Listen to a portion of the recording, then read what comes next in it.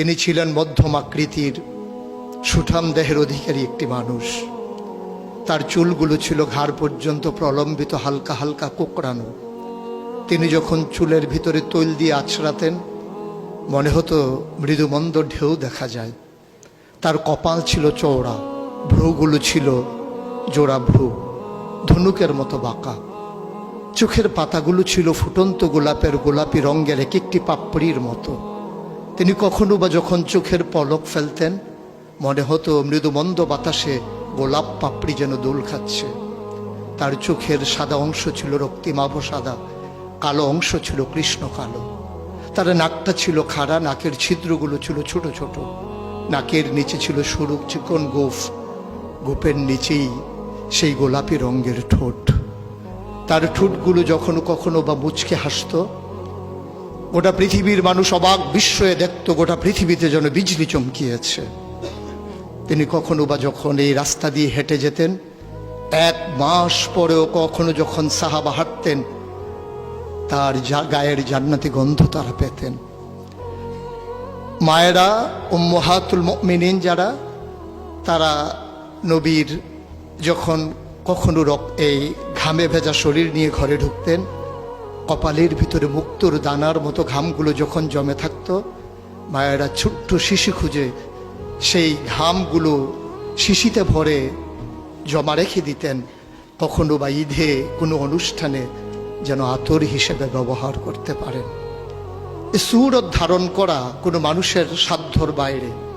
কখনোই কোনো মানুষ এই সুরত ধারণ করতে পারবে না চেষ্টা করলেই। কিন্তু তার সিরত যেটা অনুকরণীয়, অনুপম আদর্শ, তিনি এসেছিলেন এই জন্যে ওয়ামা আরসালনাকা ইল্লা রাহমাতাল লিল আলামিন। তিনি ছিলেন রহমত গোটা ধরনীর জন্যে।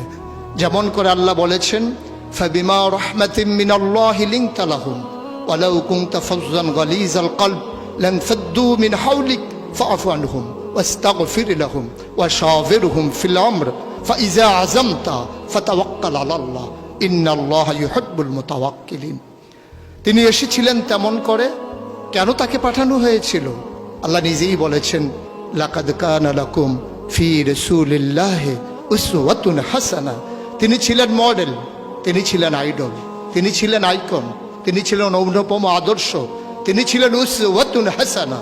তিনি গোটা মানব জাতির জন্য সকাল থেকে সন্ধ্যা, রান্নাঘর থেকে সংসদ ভবন, তার জীবনের ব্যক্তি জীবন, পারিবারিক জীবন, সমাজ জীবন, রাষ্ট্রীয় জীবন, অর্থনৈতিক জীবন, ইন্টারন্যাশনাল রিলেশন, সকল ক্ষেত্রে তিনি ছিলেন আদর্শ, তিনি ছিলেন মডেল, তিনি ছিলেন আইকন।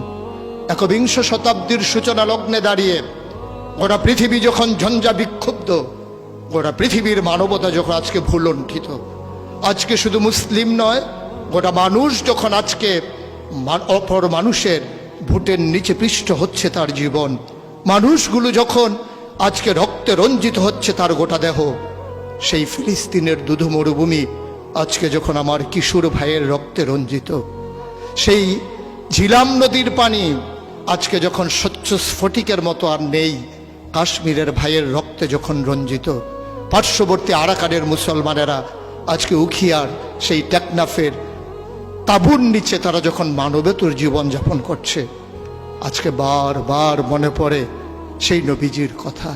তিনি যদি আজকে আসতেন কোনো একটা ভূখণ্ডে, আমরা যদি দৌড়ে দৌড়ে তার কাছে যেতে পারতাম, গোটা মানবতা যদি বলতে পারতাম মুক্তি চাই, স্বাধীনতা চাই, ভোটের নিচ থেকে জীবন চাই, তিনি হয়তো আঁকড়ে ধরে বলতেন এখানেই শান্তি, চলে এসো উদখুলু ফিস সিলমি কাফা, তাহলেই তোমাদের জন্য প্রশান্তি, তাহলেই তোমাদের জন্য মৃত্যুর, স্বাভাবিক মৃত্যুর গ্যারান্টি। কখনোই আর ঝঞ্ঝা বিক্ষুব্ধ পৃথিবীতে তোমাদেরকে বুক পেতে দিতে হবে না বুলেটের সামনে।